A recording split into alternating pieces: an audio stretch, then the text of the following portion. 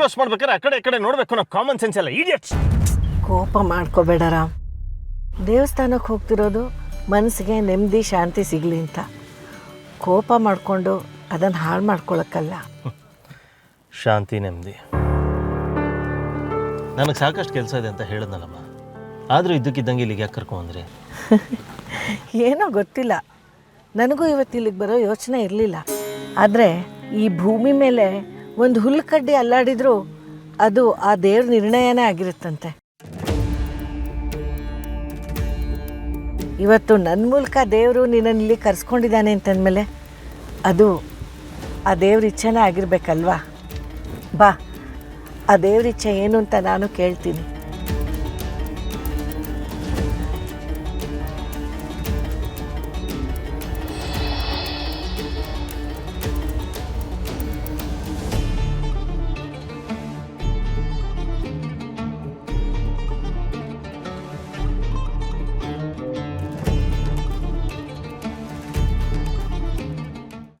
ಎಷ್ಟು ಆಂಟಿ ಕಾಯಿ? 35 ರೂಪಾಯಿ. 35 ರೂಪಾಯಾ? ಅಲ್ಲ ಆಂಟಿ, ಕಾಯ ನನಗೋಸ್ಕರ ತಗೊಂತಿದ್ದೀನ, ದೇವ್ರಿಗೋಸ್ಕರ ತಾನೆ, ಸ್ವಲ್ಪ ಕಮ್ಮಿ ಮಾಡ್ಕೊಳ್ಳಿ. ಅದೇ ಕಣಮ್ಮ ನಾನು ಹೇಳ್ತಿರೋದು, ದೇವ್ರು ಕೊಡೋದಕ್ಕೆ ಯಾಕೆ ಚೌಕಾಸಿ ಮಾಡ್ತೀರಾ? 35 ರೂಪಾಯಿ ಕೊಟ್ಟು ತಗೊಳ್ಳಿ. ಕಾಯಿ ದೇವ್ರಿಗೆ ತಗೊಂತಿರೋದು, ಆದ್ರೆ ದೇವ್ರು ಎಷ್ಟು ದುಡ್ಡು ಕೊಟ್ಟು ತಗೊಂಡೆ ಅಂತ ಕೇಳಲ್ಲ. ನಮ್ಮ ಪಾರ್ಟ್ನರ್ಗೆ ಭಕ್ತಿ ಇಂಪಾರ್ಟೆಂಟು, ಬೆಲೆ ಅಲ್ಲ. ಮತ್ ಕೊಡಿ 35. ಬಲೇ ಇದ್ದೀರಾ ನೀವು.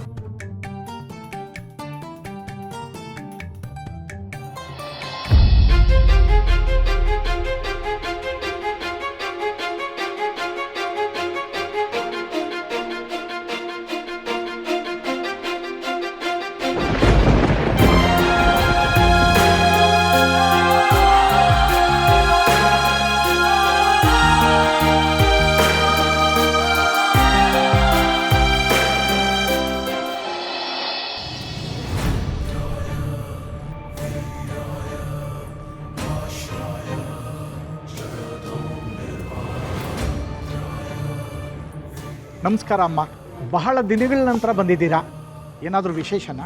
ಹೌದು ಅರ್ಚಕ್ರೆ, ನನ್ನ ಮಗ ಮದುವೆ ಮಾಡ್ಕೊಳಕ್ಕೆ ಒಪ್ಕೊಂಡಿದ್ದಾನೆ. ಅದಕ್ಕೆ ಆದಷ್ಟು ಬೇಗ ಅವನಿಗೆ ಅವನು ಒಪ್ಪುವಂಥ ಹುಡುಗಿ ಸಿಗಲಿ ಅಂತ ದೇವ್ರ ಹತ್ರ ಬೇಡ್ಕೊಂಡು ಅರ್ಚನೆ ಮಾಡಿಸ್ಕೊಂಡು ಹೋಗೋಣ ಅಂತ ಬಂದೆ. ಎ.ಜೆ ಅವ್ರು ಮೆಚ್ಚು ಅಂತ ನಿಮ್ಮ ಮನೆಗೆ ಒಪ್ಪಿಗೆ ಆಗುವಂಥ ಹುಡುಗಿ ಖಂಡಿತ ಸಿಗ್ತಾಳೆ.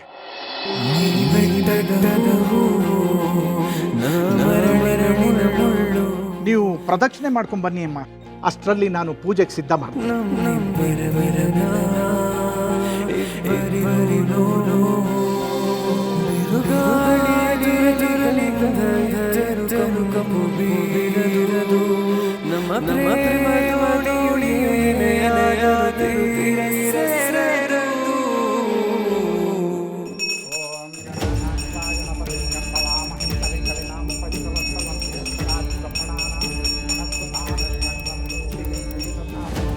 ಇದು ವಿಶೇಷವಾಗಿ ಪೂಜೆ ಮಾಡಿರೋ ಹರಕೆ ತೆಂಗಿನಕಾಯಿ. ಇದನ್ನ ದೇವಸ್ಥಾನದ ಹೊರಗೆ ನಿಮ್ಮ ಮಗನ ಕೈಯಲ್ಲೇ ಒಡಿಸಿ, ಇಷ್ಟಾರ್ಥಗಳು ನೆರವೇರುತ್ತೆ.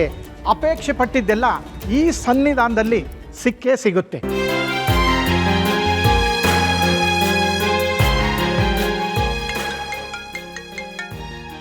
ಅಮ್ಮ 2 ನಿಮಿಷ, ಇಂಪಾರ್ಟೆಂಟ್ ಕಾಲ್, ನಾನು ರಿಸೀವ್ ಮಾಡಲೇಬೇಕು.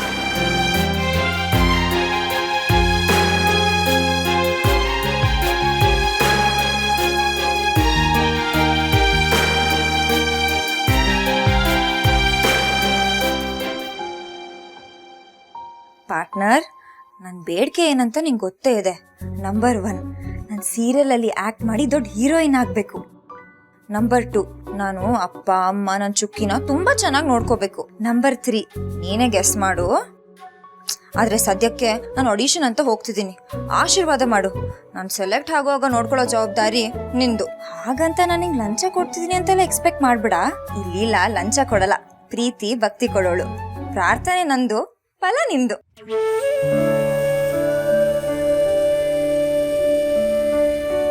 ಒಳ್ಳೆಯದಾಗಲಿ.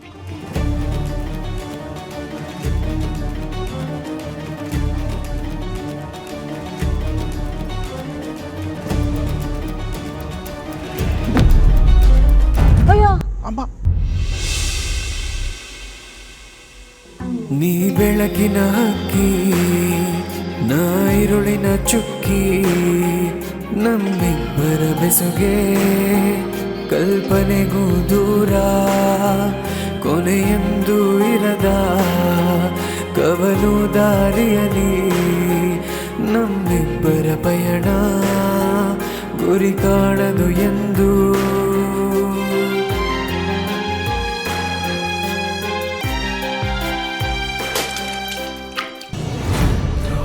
ಎಲ್ಲ ಭಗವಂತನ ಕೃಪೆ. ನಾನು ಹೇಳಿದ್ನಲ್ಲ ಅವನ ಸನ್ನಿಧಾನದಲ್ಲೇ ಫಲ ಕೊಡ್ತಾನೆ ಅಂತ.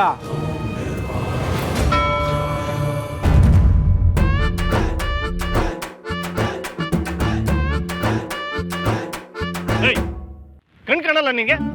ಎಷ್ಟು ಸಲ ಹೇಳಿದ್ರು ಪದೇ ಪದೇ ಕಣ್ಣೆದ್ರಿಗೆ ಬಂದು ಇರಿಟೇಟ್ ಮಾಡ್ತಿಲ್ಲ. ಹಲೋ ಅಂಕಲ್, ನಾನೇ ನಿಮ್ಮ ಎದುರಿಗೆ ಬಂದಿಲ್ಲ, ನೀವೇ ನನ್ನ ಹಿಂದೆ ನಿಂತಿದ್ದು. ಅಷ್ಟಕ್ಕೂ ನಿಮ್ಮಂತವ್ರ ದೇವಸ್ಥಾನಕ್ಕೆ ಬಂದ್ರೆ ಮೂಲೆಯಲ್ಲಿ ಕುತ್ಕೊಂಡು ಭಜನೆ ಮಾಡೋದ್ ಬಿಟ್ಟು ತೆಂಗಿನ ಕೈಲಿ ಕ್ರಿಕೆಟ್ ಆಡಬಾರ್ದು. ನೋಡಿ ಏನ್ ಎಡ್ವರ್ಟ್ ಮಾಡಿದ್ದೀರಾ. ವಾಟ್? ನಾನು ಎಡ್ವರ್ಟ್ ಮಾಡ್ದ?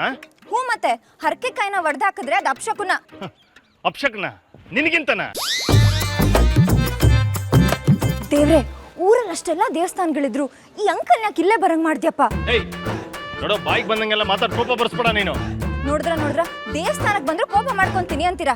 ಹೀಗಾದ್ರೆ ದೇವ್ರು ನಿಮ್ಮನ್ನ ಬದಲಾಯಿಸಕ್ ಆಗಲ್ಲ. ಕಣ್ ಮುಂದೆ ಬಂದಾಗೆಲ್ಲ ಎಡ್ವರ್ಟ್ ಮಾಡೋರು ನೀನು. ಆ ದೇವ್ರಿಗೆ ಮೊದಲು ನಿನ್ನನ್ನು ಬದಲಾಯಿಸಕ್ ಹೇಳು. ನಿನ್ಗೊಂದು ಸ್ವಲ್ಪ ಕಾಮನ್ ಸೆನ್ಸ್ ಇಲ್ಲ? ಮುಖದ ಮೇಲೆ ಕಣ್ಣು ಕೊಟ್ಟಿರೋದು ಮುಂದೆ ನೋಡ್ಕೊಂಡು ನಡೀಲಿ ಅಂತ ಹಿಂತಿರುಗಿ ನಡೀತಿಲ್ಲ. ಏನ್ ತಲೆ ಕೆಟ್ಟಿದ್ಯಾ ನಿನ್ಗೆ? ಹೌದೌದು, ಮುಖದ ಮೇಲೆ ಮೂಗಿರೋದು ಉಸಿರಾಡ್ಲಿ ಅಂತ. ಮೂಗಿಂತದಲ್ಲಿ ಕೋಪ ಇಟ್ಕೊಳಕಲ್ಲ. ದೇವಸ್ಥಾನಕ್ಕೆ ಬಂದ್ಮೇಲೆ ಬೆನ್ ತೋರ್ಸ್ ನಡೆದು ಶುಭ ಅಲ್ಲ. ಬೇಕಿದ್ರೆ ಅಲ್ಲಿ ನೋಡಿ ಆ ಬಿಳಿ ಕೂದ್ರ ಅಜ್ಜಿನ ಹಿಂದ್ಗಡೆ ನೋಡ್ಕೊಂಡು ಬರ್ತಾ ಇದಾರೆ. ಹಾಗಂತ ಅವ್ರಿಗೆ ತಲೆ ಕೆಟ್ಟಿದ್ಯಾ?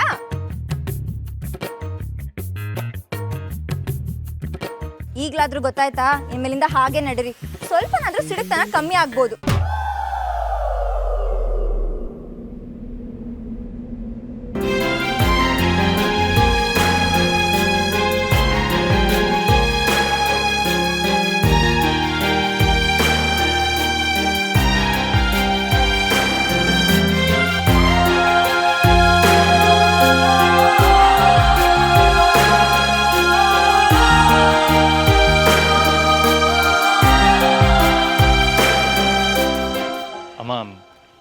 I am sorry.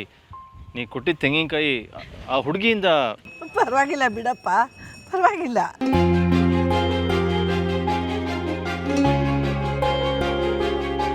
ಎಲ್ಲ ಭಗವಂತನ ಲೀಲೆ.